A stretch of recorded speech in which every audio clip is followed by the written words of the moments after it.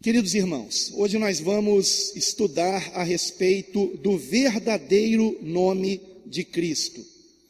Se você é alguém que costuma navegar pela internet em sites evangélicos, provavelmente você já se deparou, sites ou vídeos, de estudos, você já se deparou com uma polêmica que hoje existe a respeito do modo como nós chamamos o Filho unigênito de Deus.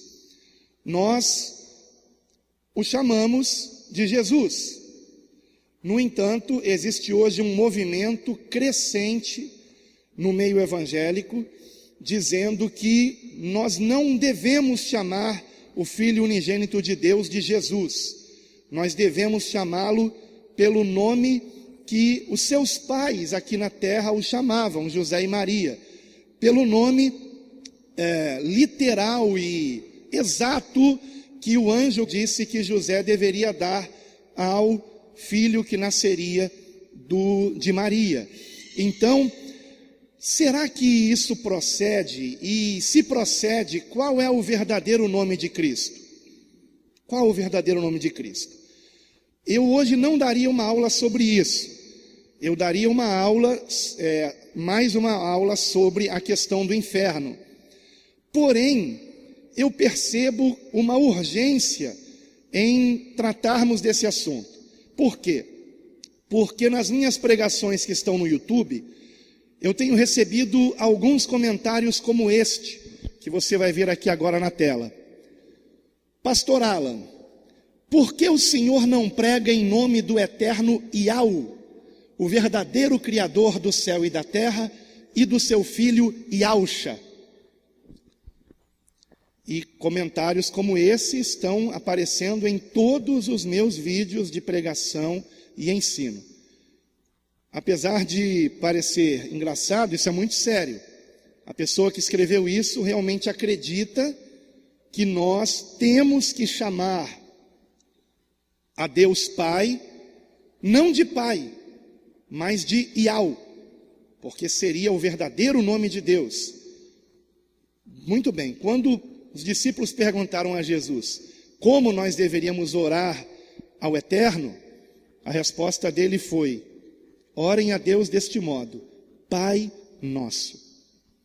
O Senhor nos ensinou a chamar o Eterno de Pai, porque nascemos de novo, somos seus filhos. Os meus filhos não me chamam de Alan, eles me chamam de pai. Eles não me chamam pelo meu nome. Vocês estão compreendendo? Achei engraçado quando eu me lembro disso, Talvez tenha acontecido também com o meu filho mais velho, mas eu me lembro de quando o meu filho mais novo perguntou qual era o meu nome todo. Ele nem sabia o meu nome todo. Por quê? Porque me chama de pai, não é verdade? Isso é que é o importante, nós termos essa intimidade com Deus. Só que o assunto vai mais longe, Ele diz que nós temos que chamar também o Filho unigênito de Deus pelo nome que, segundo esse irmão, o qual eu respeito, inclusive eu até borrei aqui o nome dele, a imagem, para não denegri-lo, tá? Não que seja algo que venha denegrir o que ele escreveu, mas alguns podem pensar que eu estou zombando dele. Eu não estou zombando. Eu respeito esse irmão e respeito aqueles que querem chamar Jesus de Yahusha, por exemplo, Então eu quero esclarecer aqui que eu os respeito e inclusive espero que esse estudo venha esclarecer por que eu não fico chamando Deus de Yahweh e o seu filho de Yahusha. Vou explicar aqui nessa aula.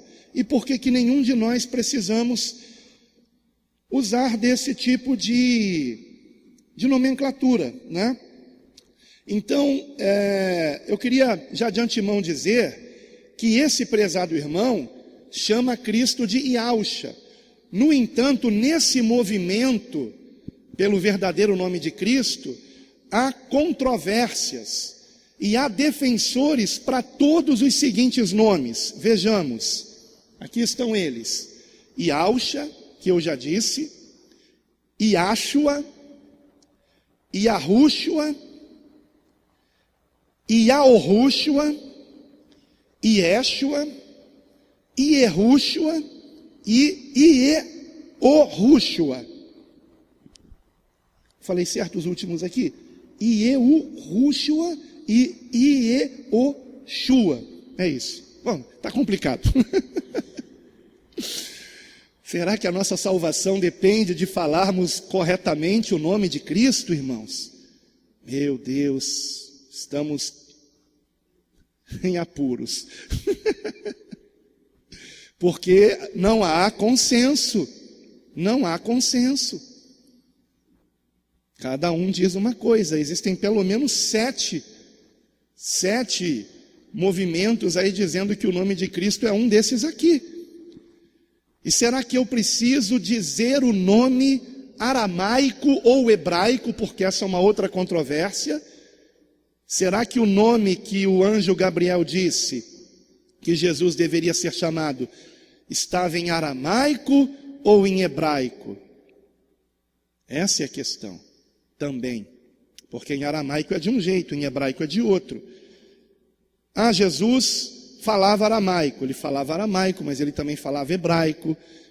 Provavelmente ele também falava grego, porque naquela época praticamente todos falavam grego também, e por isso o Novo Testamento foi escrito em grego. Os escritores do Novo Testamento não escolheram uma língua que fosse limitada a um território, eles escolheram a língua universal daquela época. Até hoje, 2018, né, nas últimas décadas, hoje, ou nos últimos séculos, a língua universal, obviamente, não é mais o grego e nem o latim. A língua universal hoje é o inglês.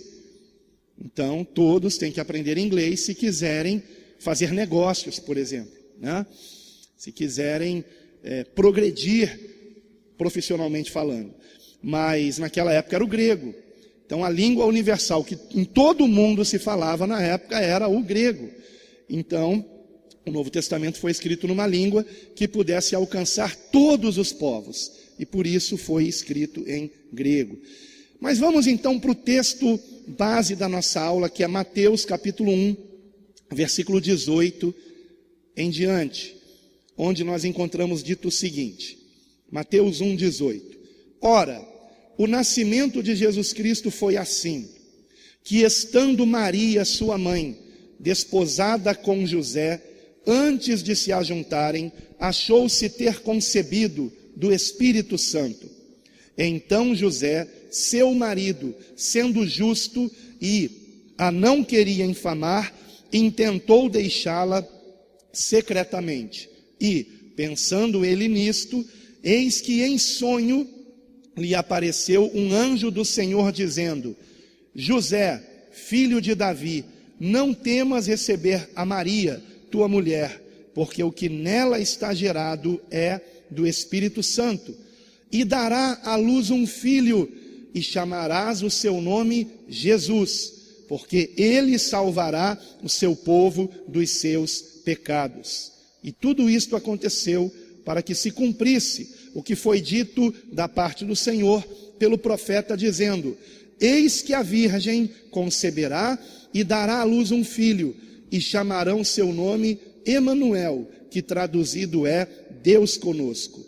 E José, despertando do sono, fez como o anjo do Senhor lhe ordenara, e recebeu a sua mulher, e não a conheceu, até que deu à luz seu filho, o primogênito, e pôs-lhe por nome Jesus. Nas nossas versões em português está escrito Jesus, mas de fato não é este o nome exato que José e Maria deram ao Filho unigênito de Deus.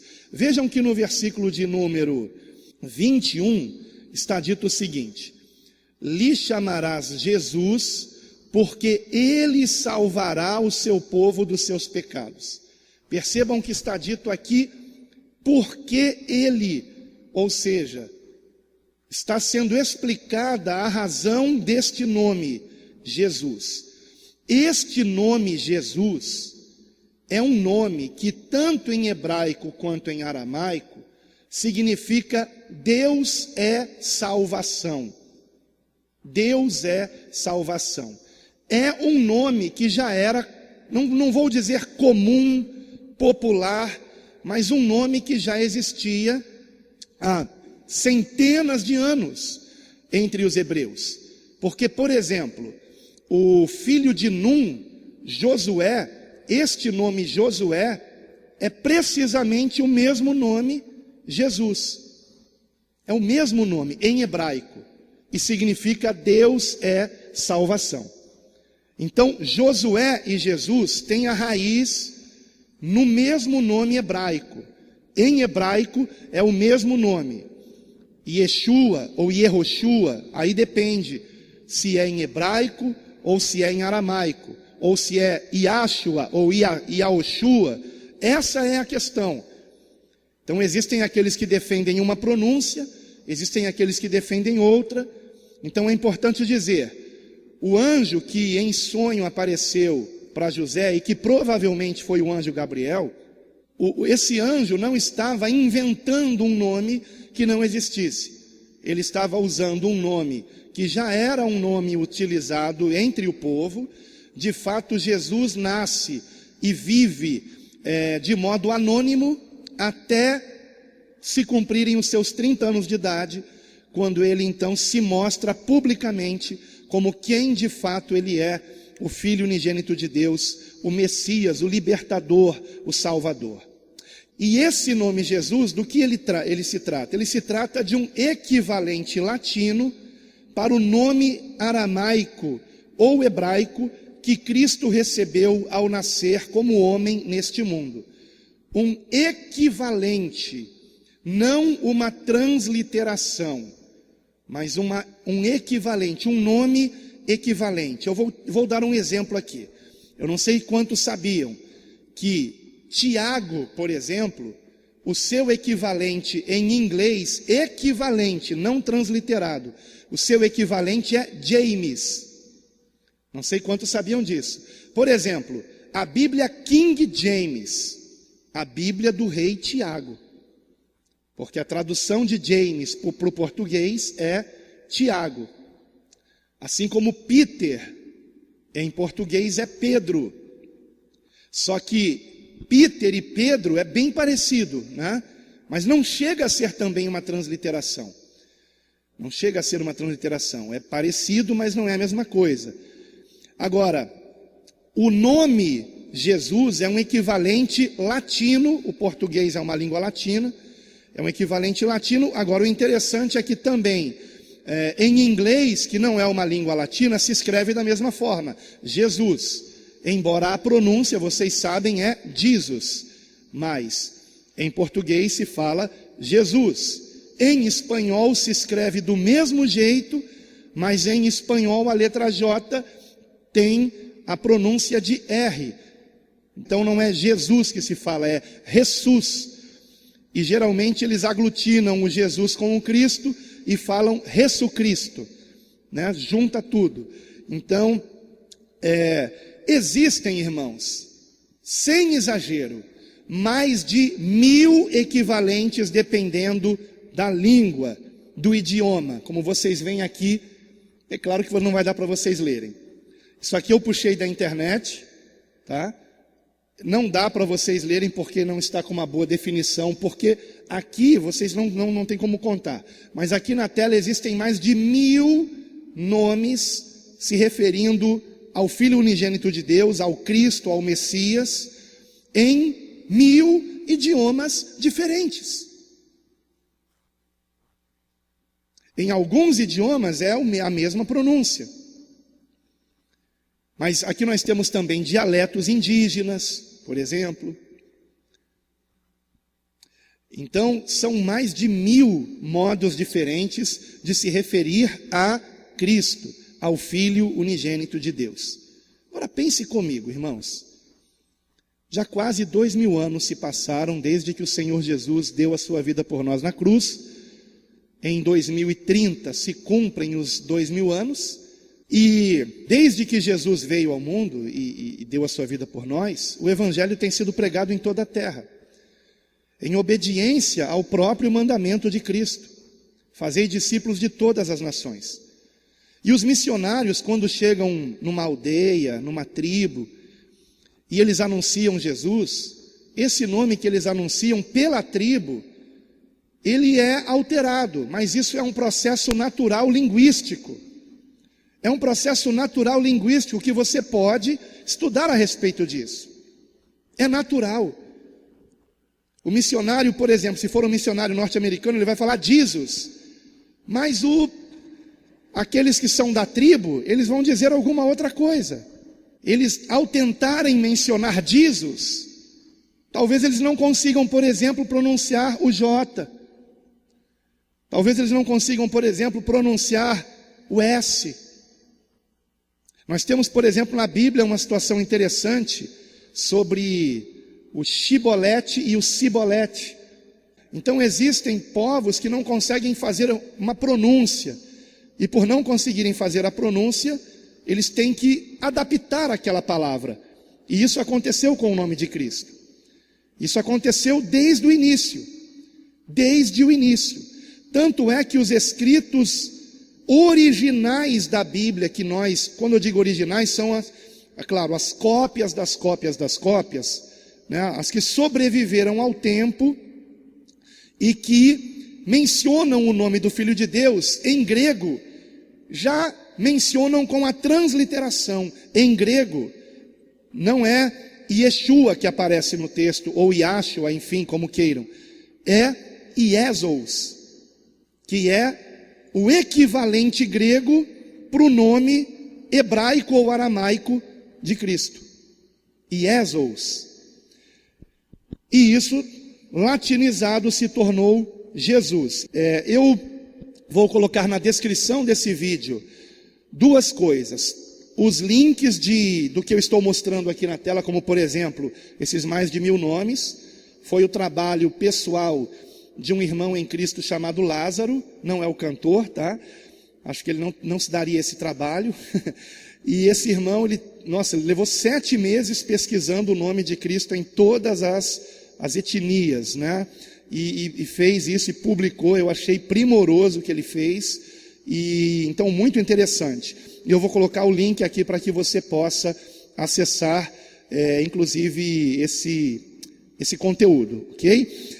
E também colocarei o plano de aula que eu estou usando aqui na descrição do vídeo, caso alguém queira ter a curiosidade de acompanhar ao mesmo tempo que eu estou dando a aula, ou caso alguém queira pegar esse plano de aula e dar também um estudo sobre isso, né? Eu não estou patenteando aqui o meu estudo, né? O estudo aqui é para quem queira usá-lo para a glória de Deus. Então, sendo assim, irmãos, qual o nome original de Cristo? Qual daqueles 7 que nós vimos? E ainda mais importante, será que precisamos chamar o Cristo por seu nome original para sermos ouvidos em nossas orações e até para sermos salvos? Por que eu pergunto isso? Porque senão, pense comigo, nesses 2000 anos de história cristã, todos esses que não chamaram Cristo pelo nome se perderam.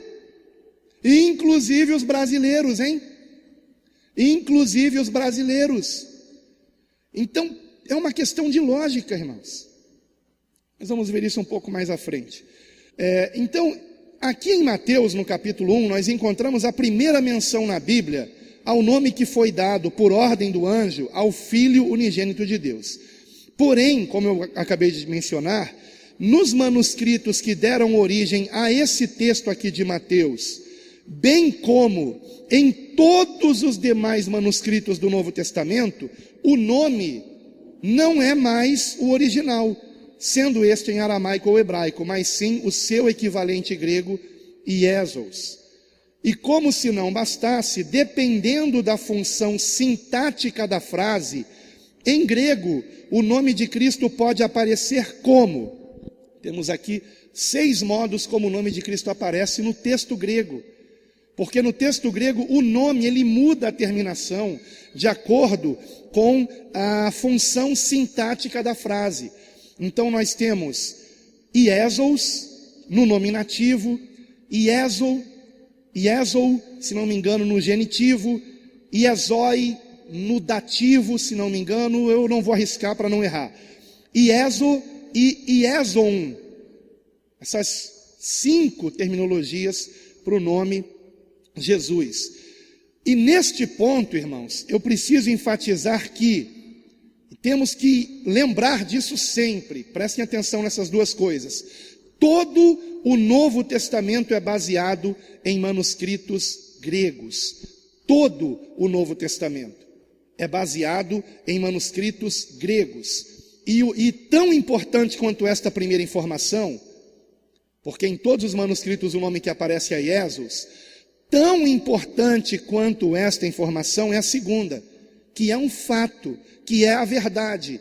Não existem manuscritos do Novo Testamento mais antigos que os manuscritos gregos. Não existem.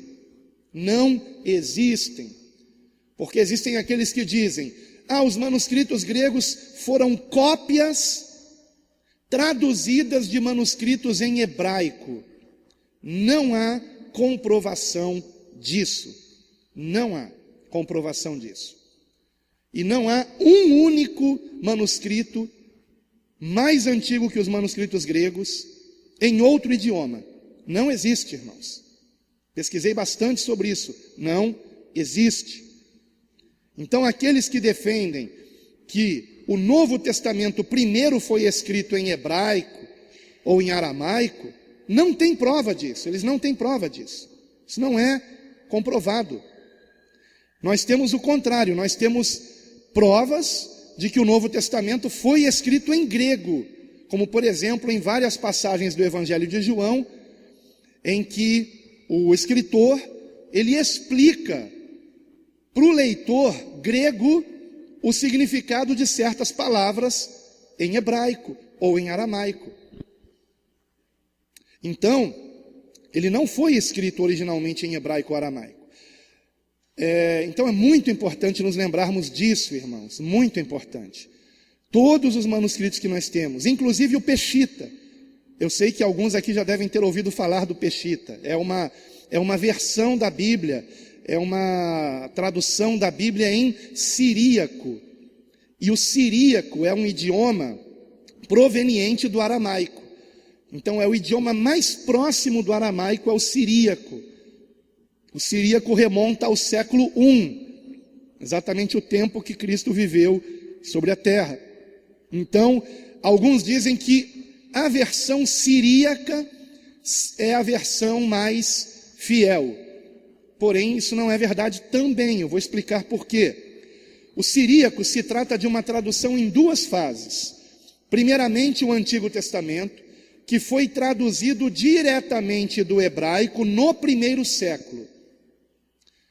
Então, no primeiro século, os judeus da diáspora que falavam siríaco traduziram o Tanakh, o Antigo Testamento, para o siríaco, diretamente do hebraico. Eles não usavam a Septuaginta, que é a versão do Antigo Testamento que já existia naquela época, em grego. Eles usavam a versão que eles traduziram do hebraico para o siríaco. Então, essa primeira fase foi a tradução do Antigo Testamento. E posteriormente, o Novo Testamento, que só foi traduzido para o siríaco no século IV. Então, quando é que o Novo Testamento em siríaco foi escrito? No século IV. Qual a vantagem do Novo Testamento em siríaco? Porque tendo sido esse Novo Testamento escrito no século IV, ele preservou na sua tradução, se é que no siríaco o Peshita de lá para cá não teve adulterações, se é que não teve, ele preservou a cópia exata dos manuscritos que no século IV existiam em grego. Estão entendendo? Então, qual a vantagem do Novo Testamento em siríaco? Ele foi traduzido no século IV, se baseando nos manuscritos gregos. Porque os manuscritos gregos foram a versão na qual foi escrito o texto sagrado. Com que objetivo? de que fosse entendido por todos os povos. Então foi escrito numa língua para o mundo inteiro, porque os apóstolos e discípulos de Cristo compreenderam que Jesus não morreu apenas pelos judeus, apenas para os que falam hebraico ou aramaico. Ele morreu por todo o mundo, para a salvação de todo aquele que crê. Então, dos manuscritos gregos do Novo Testamento que antecedem o século III, sobreviveram ao tempo poucos fragmentos em papiro. Vejam que maravilha, existem fragmentos, não são textos completos, do Novo Testamento em grego que datam do século III e até de antes disto. Por exemplo, em 2012, se não me engano, creio que foi isso mesmo, mas só veio a público em 2015, mas em 2012 foi encontrado um manuscrito que foi comprovadamente datado como do século I. É o manuscrito mais antigo que se tem notícia de um trecho do Novo Testamento. E ele estava numa máscara mortuária egípcia. Naquela máscara mortuária se viu que ali havia um papiro, e quando se foi ler o que estava no papiro, era um texto do Novo Testamento. E o exame de carbono 14 comprovou a data daquele papiro, século I. Século I. Então, comprovando que o texto bíblico que nós lemos é, de fato, muito antigo. Foi escrito poucos anos depois que Cristo partiu, prometendo retornar. Então, isso é um assunto que para mim é fascinante, eu fico maravilhado com esse assunto.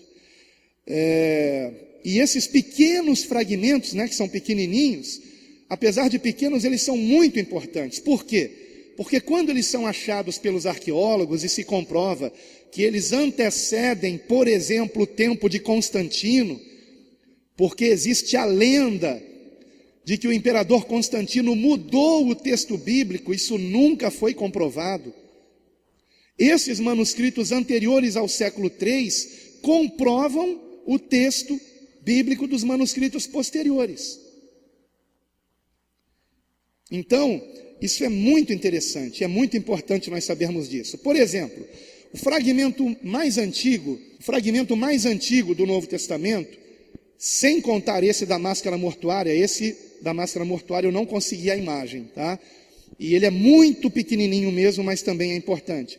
Mas o fragmento mais antigo do Novo Testamento, ele foi catalogado como P52, P de papiro 52, e ele data de entre o ano 100 e no máximo o ano 160 depois de Cristo.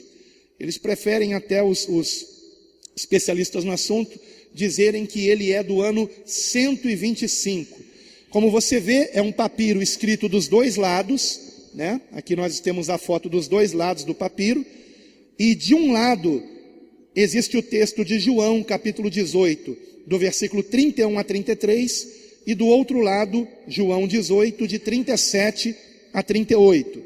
E se você quiser saber mais a respeito, eu vou colocar o link para você acessar a respeito desse papiro na internet, inclusive mostrando o fragmento, a tradução do fragmento, o fragmento em grego, e muito, muito interessante. Você vai gostar de conferir isso. Porém, há outros manuscritos igualmente muito antigos, e é importante destacar que, em todos os fragmentos mais antigos, onde surge o nome de Cristo, esse aparece com o seu equivalente grego, como eu já mencionei. Então, por mais antigo que seja o fragmento em grego, o que está escrito lá é Iesos, e não existe fragmentos em outro idioma tão antigos quanto os em grego. E o que existe, que são de datas posteriores, não passam de traduções dos manuscritos em grego. Por quê? Porque o Novo Testamento originalmente foi escrito em grego. Ponto. Ponto. E quando foi escrito o nome de Jesus, não foi escrito como Yeshua, ou Yashua, ou Yasha, ou enfim. Ele não foi escrito assim, por quê? Porque isso não é tão importante. A salvação não está na pronúncia exata do nome. A salvação está na pessoa a quem o nome se refere. Então, por exemplo, existem pessoas que não conseguem pronunciar o meu nome. Alan. Não consegue, eu já falei isso aqui várias vezes.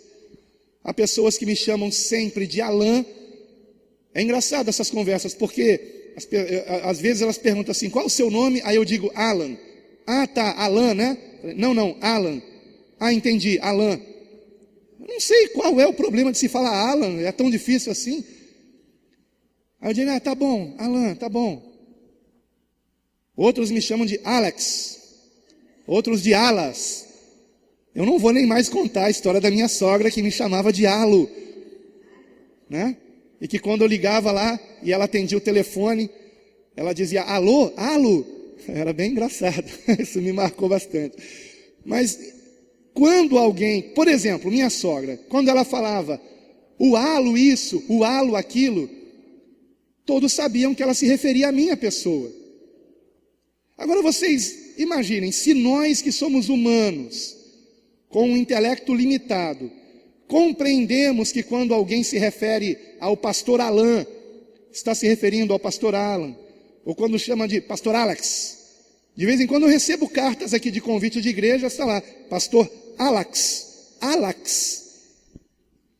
É sério. Se nós com o intelecto limitado compreendemos que essas pessoas estão se referindo à minha pessoa, quanto mais Deus, que é onisciente, que é infinitamente sábio, sabe que nós nos referimos ao seu Filho unigênito quando falamos Jesus. E ponto final. Agora, é importante também dizer que em todos esses manuscritos, eu não sei se em todos, mas pelo menos nos mais antigos, o nome Iesous, ele aparece abreviado. E aparece abreviado em qualquer que seja a terminação do nome, como nós vimos que existem 6 terminações, ou não, 5 terminações, né? Porque esta era a prática, abreviar nomes sagrados. Esta era a prática dos escribas daquela época em relação aos nomes sagrados. Vejam aqui, exatamente isso que eu estou falando. Você está vendo aqui do lado esquerdo exemplos de manuscritos em grego. Manuscritos em grego, mas onde aparecem nomes, o nome de Deus, o nome de Cristo, o nome de Deus eu não diria, porque eles escreviam sempre como nome de Deus Adonai, Senhor, mas o título Deus, porque Deus não é um nome, Deus é um título, Deus, também até mesmo o título Deus aparecia abreviado. Então vocês vejam aqui lá em cima, por exemplo, essas 2 letras gregas, elas representam o nome Jesus.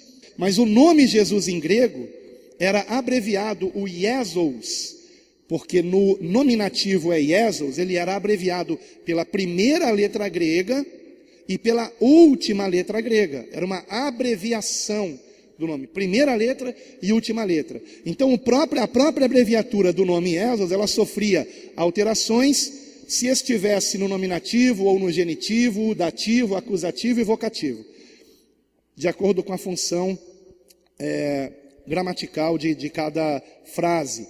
Então, meus irmãos, o nome santo era substituído e outros nomes também, como por exemplo Deus, Senhor, Cristo e Filho, no sentido de significar o Filho de Deus, eram nomes abreviados nos manuscritos em grego. Então, como se não bastasse transliterar o nome, ainda abreviavam o nome. Estão compreendendo? Por 2 razões. Uma delas teológica, porque eles não se achavam dignos de escrever aquele nome. Vejam o temor que eles tinham, o zelo que eles tinham. E a segunda razão prática, para poupar espaço nos papiros, porque os papiros eram muito caros. Então, quanto mais espaço eles pudessem poupar, melhor. tamanha era a preocupação em poupar espaço, que vocês vejam que não havia separação de palavras. Todas as palavras escritas grudadas umas nas outras, para poupar espaço e caber o máximo de texto nos papiros. Então, os nomes, eles eram não somente equivalentes, como também abreviados em grego, né? E então vamos para o próximo slide aqui.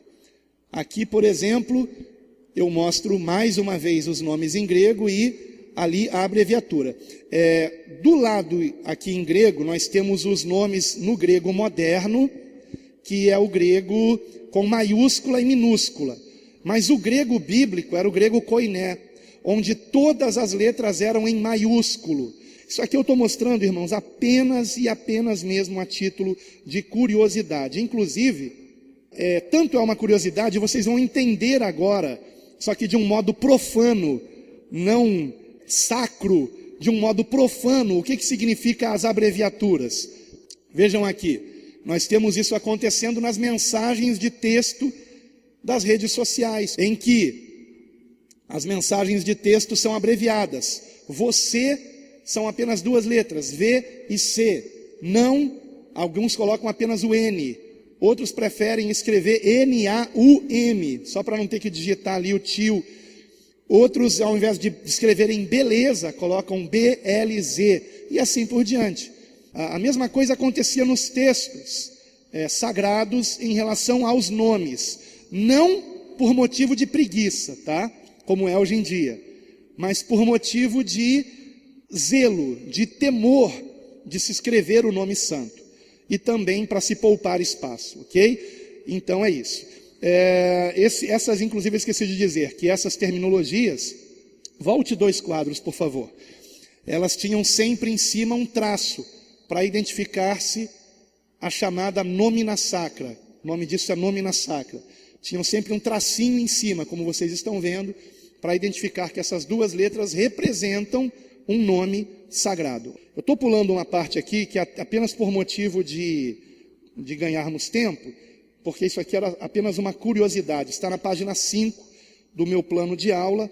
Depois, quem quiser conferir, pode baixar ou ler na tela do computador, para que você tenha conhecimento do que eu pulei aqui, apenas para ganharmos tempo. Mas era apenas coisas por curiosidade. Agora, desde o início, o nome de Cristo foi escrito nos manuscritos do Novo Testamento como Iesous, no nominativo, ou Iesou, no genitivo, abreviados, como eu mostrei anteriormente. Hoje nós temos, como vocês podem ver aqui, o que eu tenho aqui à minha esquerda é esse livro aqui, que é o Novo Testamento interlinear, tá? Ou seja, é o Novo Testamento em grego, com cada palavra grega escrita em português logo abaixo. Então, é o chamado Novo Testamento interlinear. Neste Novo Testamento, na página 127, nós temos o final do Evangelho de Mateus e o início do Evangelho de Marcos. No final do Evangelho de Mateus, mais precisamente no versículo 18, nós temos ali o nome Jesus, escrito no nominativo, com o sigma no final, ou seja, o que seria o S no final, Iesous. Do lado direito aqui, eu estou mostrando para vocês o que eu peguei de um site que traz pela internet as fotografias do manuscrito mais antigo, completo que existe do Novo Testamento, que é chamado Codex Sinaíticos. Codex Sinaíticos. Neste manuscrito Codex Sinaíticos, que você pode acessar pela internet e conferir o texto do Codex Sinaíticos, nós podemos encontrar exatamente a mesma passagem, só que fotografada diretamente do manuscrito.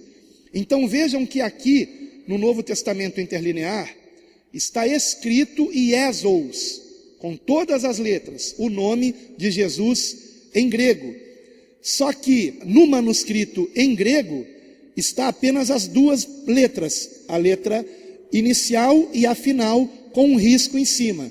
Só que esse risco está tão em cima que parece que ele está embaixo de duas outras letras gregas, né? Mas na realidade ele está em cima do nome de Jesus abreviado ali. Agora veja que em Marcos, no capítulo 1, nós temos novamente, logo no início, princípio do evangelho de Jesus Cristo. Só que aqui não está mais no nominativo, está no genitivo. E no genitivo não é Iesous, é Iesou, sem o sigma, sem o S no final. Estão vendo? Iesou. E o Christos, que seria Christos, está Christou. Então, da mesma forma aqui, nós encontramos Iesou, Christou, abreviados. Estão vendo? Em azul aqui, destacado em azul, Iesou, Christou, abreviado. Isso é só para título de curiosidade mesmo. Se vocês quiserem acessar o site onde estão essas informações, eu estou disponibilizando também aqui na descrição desse vídeo. Pode passar. Este aqui agora é o site do Codex Sinaíticos, tá? Como eu disse, o link estará na descrição. Pode passar mais uma vez. Agora nós entramos em algo importante, que é o seguinte: por que os escritores do Novo Testamento não preservaram o nome aramaico-hebraico de Cristo? Por quê? Por quê? Simplesmente porque isso não é o mais importante. Essa é a primeira razão. Também porque atribuir poder à literalidade de um nome ou de uma frase não passa de misticismo, que é o que vocês estão vendo aqui na tela, como exemplo. Sendo isso, inclusive, pecado, pois essa crença de que um nome ou uma frase por si mesma tem algum poder faz parte de ensinos e práticas ocultas. Então eu cito como exemplo o chamado abracadabra. Vocês já devem ter ouvido falar essa palavra, né? Em brincadeiras, até de criança. Só que essa palavra é coisa séria, é uma palavra ocultista, é uma palavra, vamos ler aqui, cabalística, que os antigos atribuíam à virtude de curar moléstias, escrita em uma série de linhas, a primeira das quais contendo a palavra completa e as subsequentes suprimindo uma letra por linha, formava um triângulo que permitia que a palavra fosse lida em vários sentidos. Vejam que aqui do lado esquerdo está em hebraico, porque a cabala vem de judeus ímpios. Judeus ímpios que estão por trás da cabala, que é um misticismo, que é um ocultismo, de onde veio a maçonaria.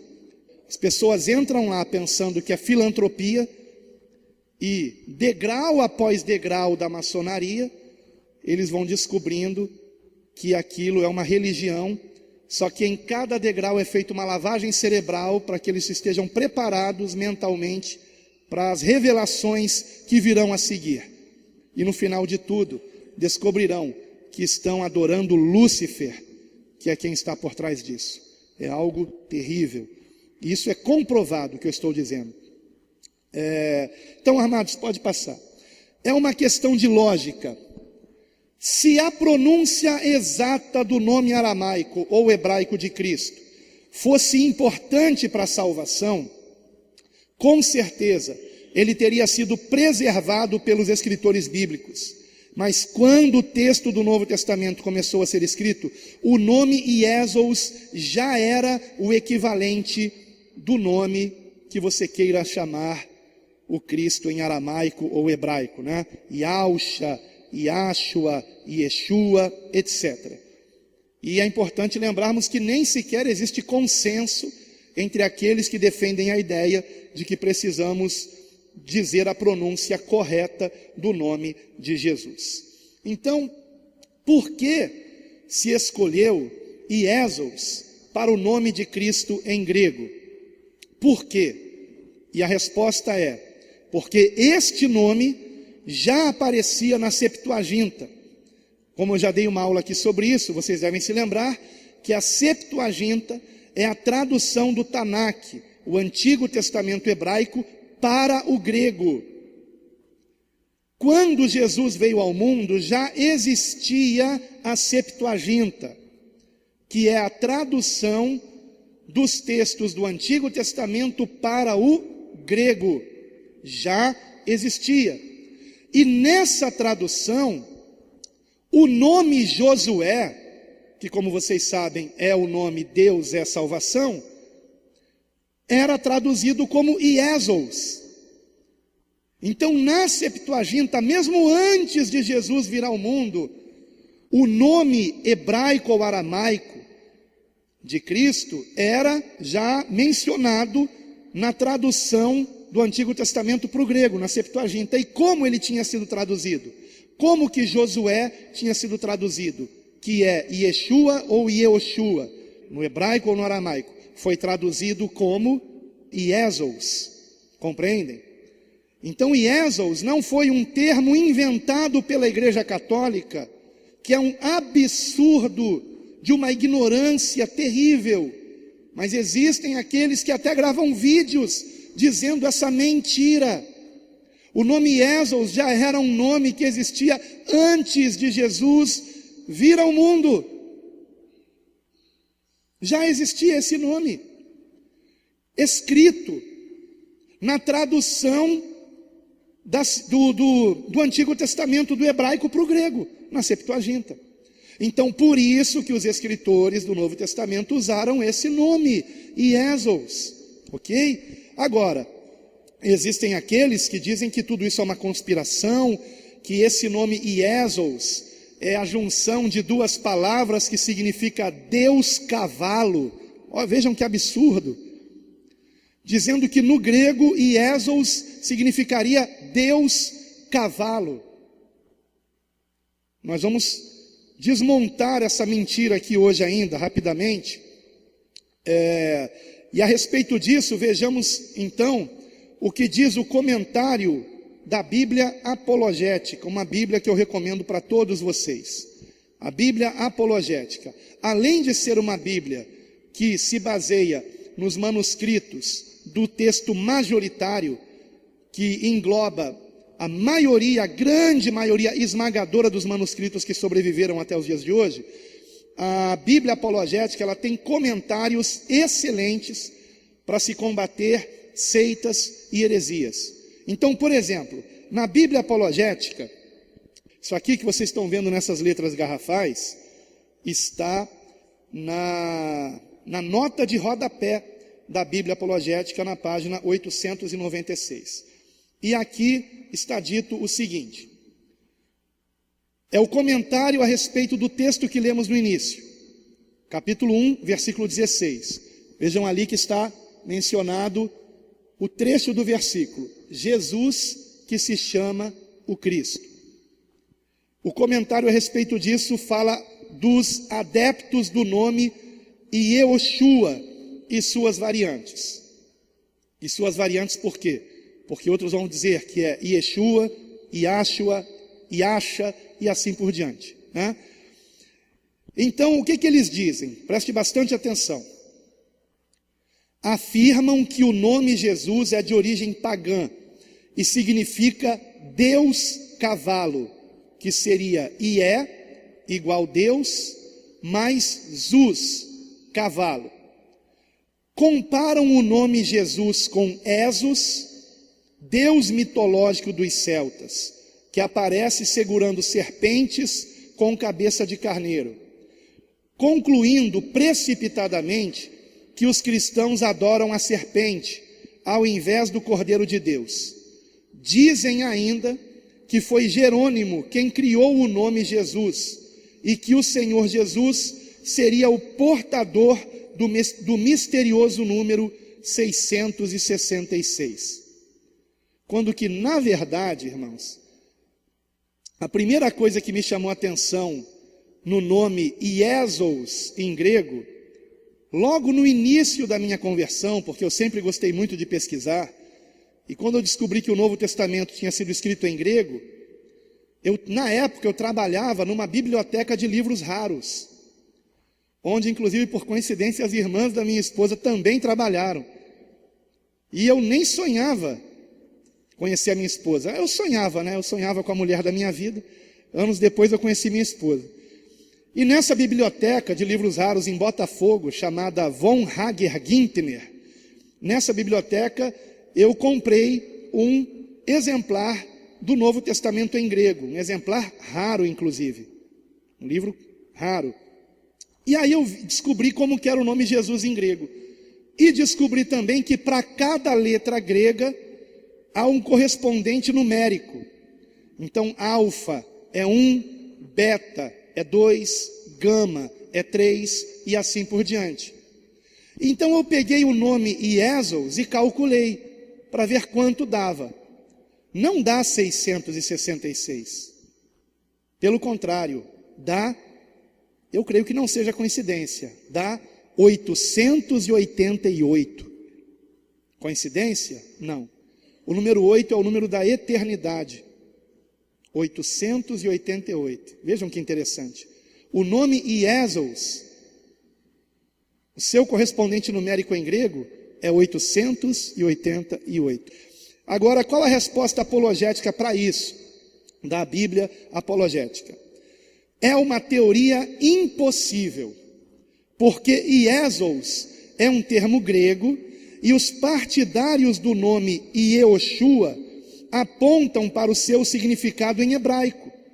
Ou seja, Iesos é a forma grega do vocábulo hebraico Yeshua. Logo, a teoria dos adeptos desta seita é totalmente impossível, até porque a palavra grega para cavalo é hippos, e não sus, como eles dizem. Outra informação importante: o nome Iesos aparece no Novo Testamento antes da tradução de Jerônimo. Os papiros bodimerianos 66, 75 e 76, à disposição de pesquisadores na Biblioteca Bodmer, em Genebra, Suíça, apresentam a abreviação IS ou IC, né? Na verdade, aqui são os termos gregos, não as letras em português, para Iesos, como eu já mostrei anteriormente, ok? No papiro 75, encontramos os evangelhos de Lucas e João, com datação entre os anos 175 e 225 ano Domini, né? Depois de Cristo. Isso foi bem antes, né? Pelo menos 100 anos antes de Jerônimo, ou quase 200 anos. Então, bem anterior a Jerônimo, que segundo os adeptos do nome Yehoshua, foi o responsável pela criação do nome Jesus, unindo o J. Olha, vejam a criatividade. De onde eles tiraram que o J de Jesus veio de Júpiter? Poderia ser qualquer outra palavra latina, qualquer outra palavra, mas escolheram Júpiter. Por quê? Porque é o equivalente romano da suprema divindade Zeus dos gregos, a divindade dos celtas gauleses Esos. O nome Jesus para essa seita seria então a união de Júpiter e Esos. Tudo isso aqui é invencionice. Nada disso comprovado com nenhum registro histórico. Todavia, é de suma importância lembrarmos que o iod hebraico pode representar a vogal I ou a consoante Y. Pierre de la Ramée difundiu na Renascença as letras J e V como equivalentes consonantais para o I e o U latinos, romanos. Como se não bastasse, os fiéis dessa seita se valem ainda de um esquema criptográfico conhecido como gematria, que foi o que eu acabei de falar a respeito de se atribuir a uma letra um número, e a gematria é a soma desses números, né? Então, repetindo aqui a frase: como se não bastasse, os fiéis desta seita se valem ainda de um esquema criptográfico conhecido como gematria para afirmar que Jesus Cristo é o portador do famigerado número 666, sendo, porém, o nome da besta citado em Apocalipse 13, 18. E demonstram isso da seguinte maneira. Aí eles escrevem, não apenas Iesus, eles colocam uma frase inteira, Iesus Christus Filii Dei, Iesus Christus Filii Dei, e somando essas letras, agora vejam, somando-as, não em grego, tá?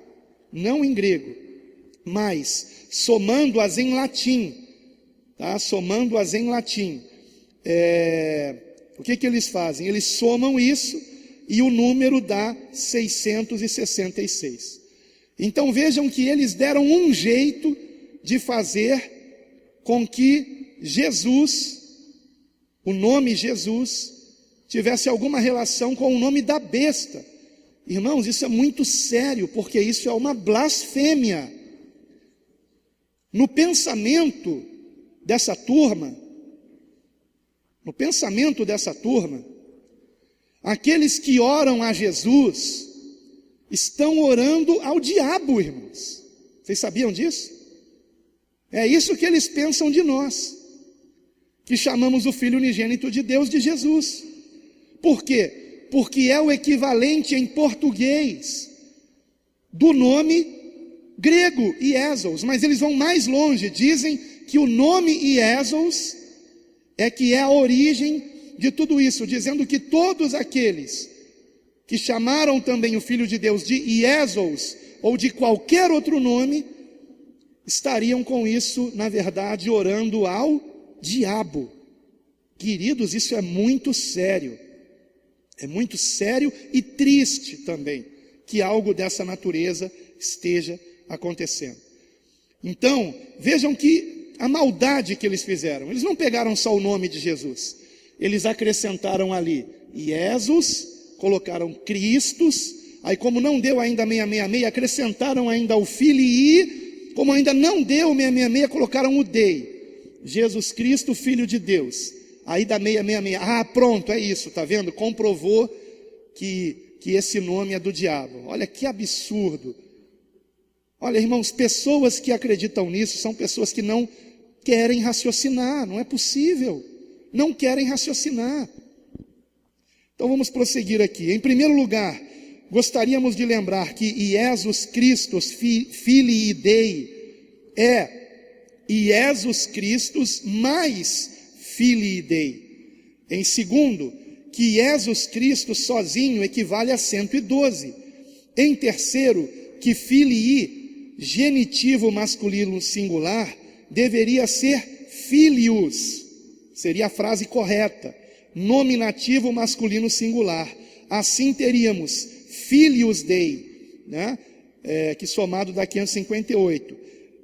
Com Iesus Cristo, que somado dá 112, teríamos 670 e não 666. Então, até mesmo na construção da frase em latim há um erro também. É incrível. Percebemos, portanto, a necessidade de títulos ou apostos, sem contar a presença de filho, ao invés da forma correta, filos, para se chegar ao número 666. Então, espero que a resposta apologética desta Bíblia, do Instituto Cristão de Pesquisas, seja o bastante para que você compreenda a gravidade desse tipo de ensino a respeito do nome de Jesus.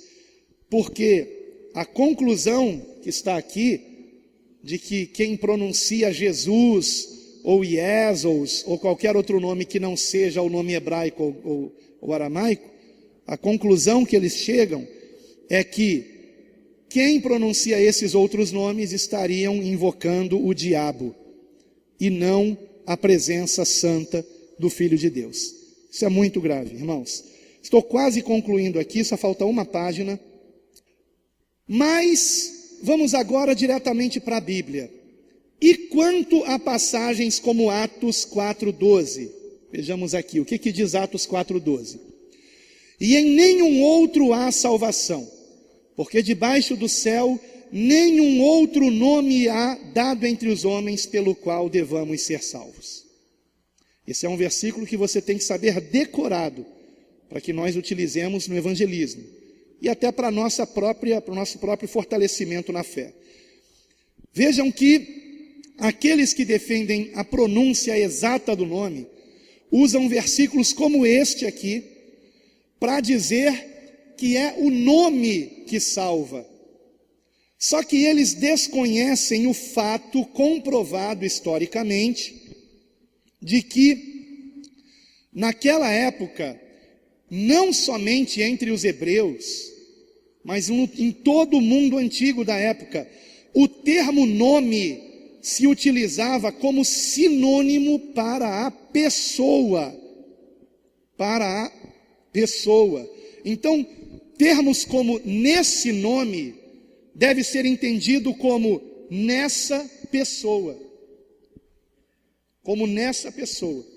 Então, ou seja, onde o texto aqui diz, em nenhum outro nome há salvação, o que nós devemos entender é que em nenhuma outra pessoa há salvação.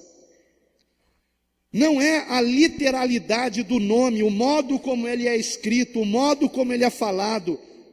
Aqueles que acreditam nisso estão sendo místicos, estão mais para cabalistas do que para cristãos. Eles são mais maçônicos do que servos de Deus. Estão atribuindo a uma pronúncia a sua salvação. Isso é um absurdo, irmãos. Não é a pronúncia do nome que salva, é a pessoa a quem nós estamos pensando quando mencionamos esse nome. E quando mencionamos Jesus, estamos pensando em quem, irmãos? Naquele que nasceu sem pecado, viveu sem pecado e morreu sem pecado, derramando o seu sangue na cruz do Calvário para a salvação de todo aquele que nele crê. E que ao terceiro dia ressuscitou, subiu aos céus e de onde voltará? Para nos levar ao seu encontro nos ares e nos livrar da ira vindoura que se aproxima sobre este mundo mau, ímpio, que jaz no maligno. Um outro exemplo, pode passar por favor, são esses versículos aqui. Por exemplo, nós vemos que Paulo, ele nunca dá ênfase na pronúncia do nome de Jesus, mas na pessoa de Cristo. Fato é, e é aí que eu quero dizer que na oração aqui, eu orando, em determinado momento, antes de começar essa aula, eu disse, Cristo Jesus. De onde eu tirei isso, Cristo Jesus? Dos textos paulinos, das epístolas de Paulo. Paulo, por muitas vezes, em suas epístolas, ele inverte, ele não coloca Jesus Cristo, ele coloca Cristo Jesus. E muitas vezes ele diz apenas Cristo. Por quê? Porque não é a pronúncia do nome que salva, é a pessoa a quem nós estamos nos referindo. Então, vejam que, por exemplo, aqui, nós temos em 1 Timóteo 2, 5, 6, escrito o seguinte, porque há um só Deus e um só mediador entre Deus e os homens, Jesus Cristo, o seu nome? Não, Jesus Cristo, homem, Jesus Cristo, a sua pessoa, amém?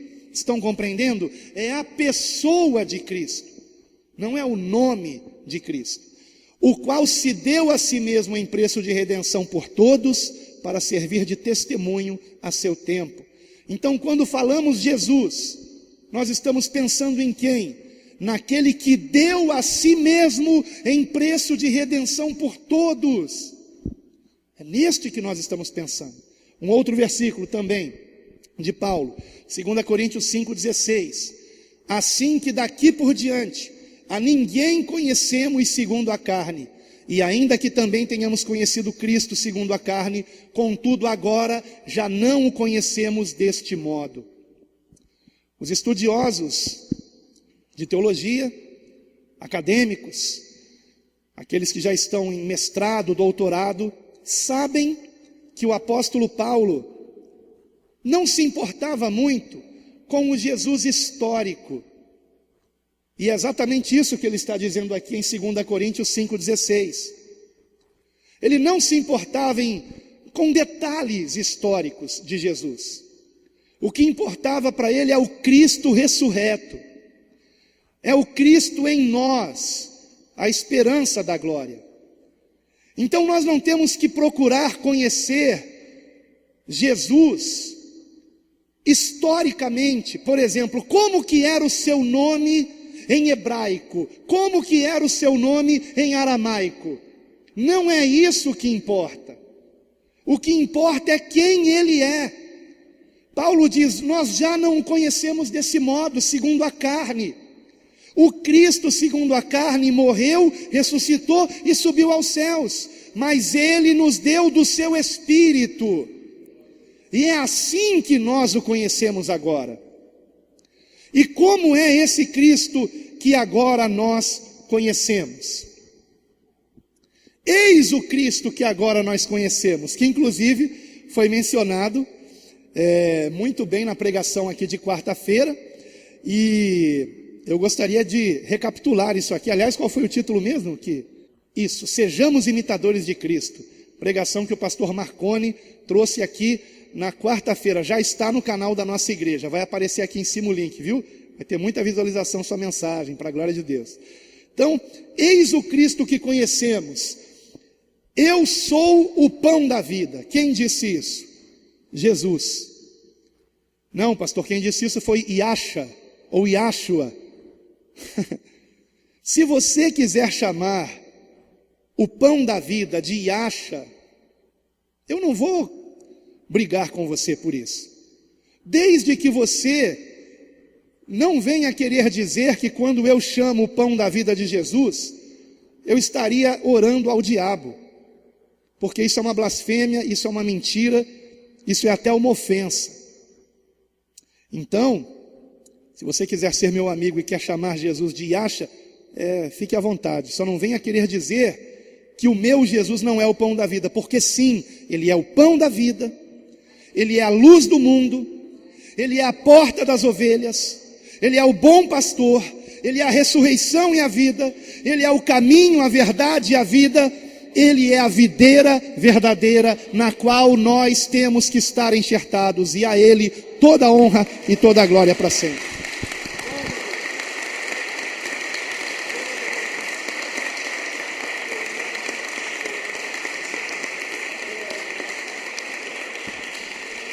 Aleluia, louvado seja o nosso Deus.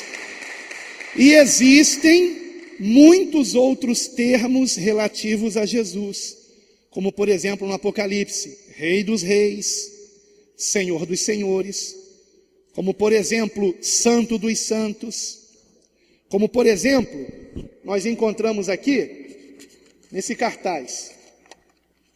Esse cartaz eu comprei há muitos anos para colocar num quadro, e nunca coloquei. Eu achei lindo isso aqui. E lhe porás o nome. Aí vem todos os nomes que se referem a Cristo na Bíblia, ou pelo menos a maioria deles. Maravilhoso Conselheiro, Príncipe da Paz, Advogado, Carpinteiro, Bom Pastor, Luz do Mundo, Redentor, o Caminho, a Verdade e a Vida, o Todo-Poderoso, Pai Eterno, Leão da tribo de Judá, Salvador, Servo, Autor e Consumador da nossa fé, Filho do Homem, Aurora do Dia, o Amém, Âncora, Alfa e Ômega, Videira verdadeira, Messias, Mestre, Santo, Mediador, Amado, o Tronco, Cordeiro de Deus, a ressurreição e a vida, Imagem do Deus invisível, o Verbo, Pedra angular, Testemunha fiel e verdadeira, Rocha, Sumo sacerdote, Homem de dores, Cabeça da igreja, Mestre, Eu sou, Rei dos reis, Noivo, Filho unigênito, Emanuel, a porta, água viva, pão da vida, rosa de Saron, Rei dos reis, profeta, brilhante estrela da manhã, pastor e bispo das nossas almas, juiz e senhor dos senhores. Aleluia, que maravilha, glória a Deus.